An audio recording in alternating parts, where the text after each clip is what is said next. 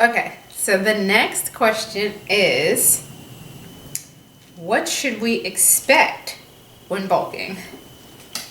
Yeah, that's a good one, because you really do need to know ahead of time what you're going through. The majority of us don't know the first time, and we end up either quitting early or quitting altogether and never doing it again, or just, stressing out and writing it out, or getting depressed, or, there's a lot of things that can come out of it, and not all good if you don't know ahead of time what to expect.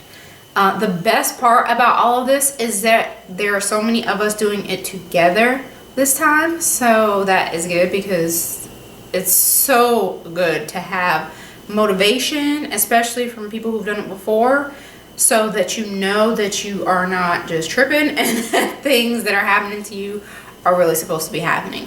So I will tell you from my experience and from the experience of those that I've coached what you can typically expect in a bulk. Number one, you're going to get bigger. You're going to feel bigger. There's no sugarcoating that. If I tell you that, it's gonna be all peaches, then I'll get the hate mail when it's not. So I'm gonna tell you up front, you are gonna have fat days. Oh yeah. Sorry, there's a plane going overhead, so.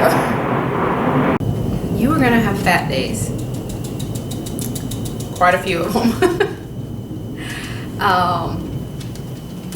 If you look back at my fat ramble vid, part 1 and 2, that's kind of how you're gonna feel.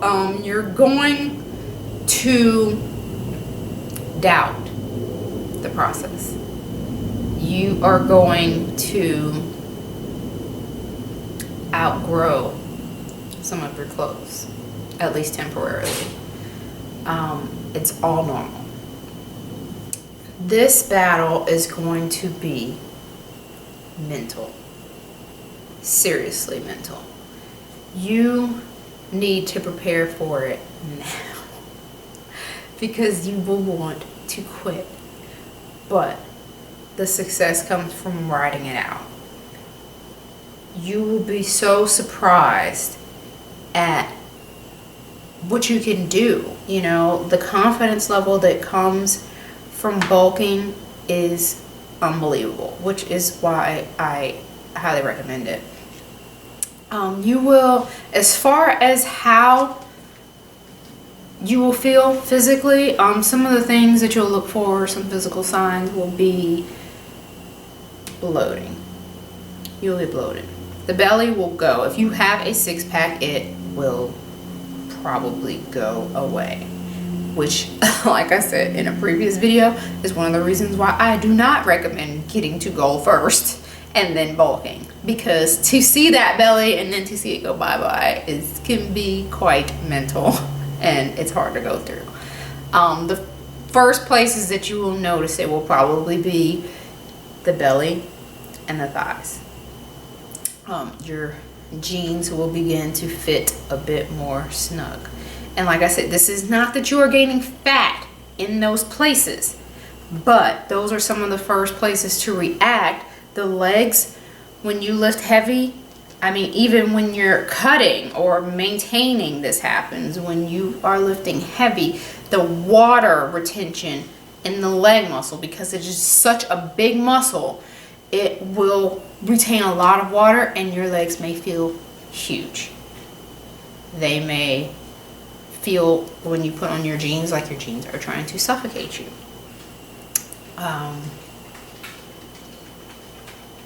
But like I said, it's just the water retention. That's one of those things that when you go into cut, typically, your legs will stop retaining so much water, or as it gets used to certain workouts, it will start retaining so much water. And also because our legs is where a lot of us carry a lot of fat already.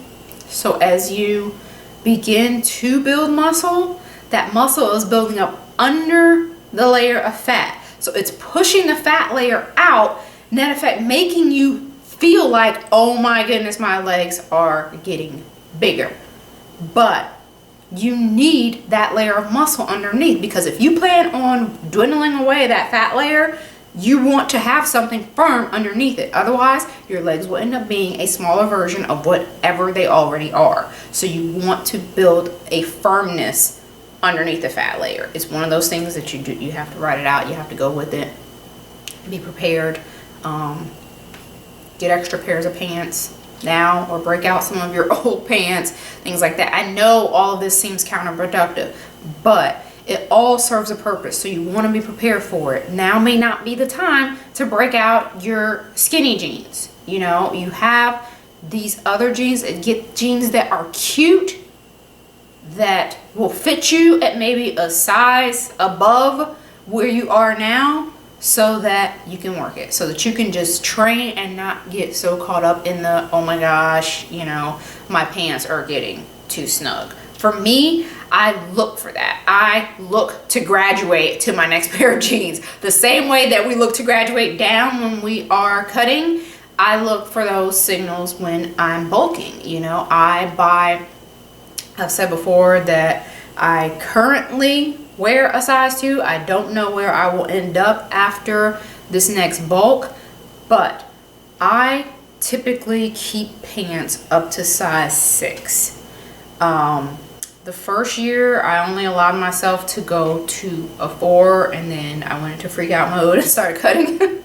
And then last year I purchased a pair of size 6 jeans, or I think I had an old pair of 6s from before I lost the weight, and so I allowed myself to get to those before freak out mode, because freak out mode still comes for me too. I still get to that point, so that's why I'm saying you have to be prepared.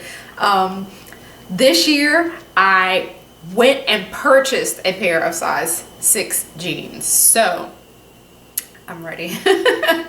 And I know people think I'm crazy, but I own the exact same jeans in like 2 to 3 different sizes, because for me, that's the mental part. When I am wearing my fat jeans, I don't want them to look like my fat jeans. If they look just like my skinny jeans, then I'm good. It's all mental for me as far as what I see in the mirror. So when I look and I can still see the same jeans that I wear when I'm a 2, even though I'm a 6, then I'm good. You know, because the thing is that as long as my legs are becoming more shapely, then I'm not really gonna fret that much about the size. I don't care if I finish my bulk and I'm actually still in a 6 if my legs are firm and they, you know, look the way that I want them to look.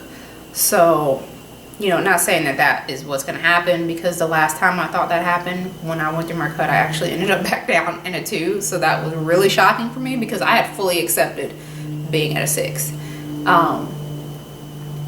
But it is what it is. So shirts, you want to have looser fitting shirts. Not the time for the clingy tops. If you live in a place that is warm, you want to maybe have the baby doll tanks or something like that. Just something that's not as clingy.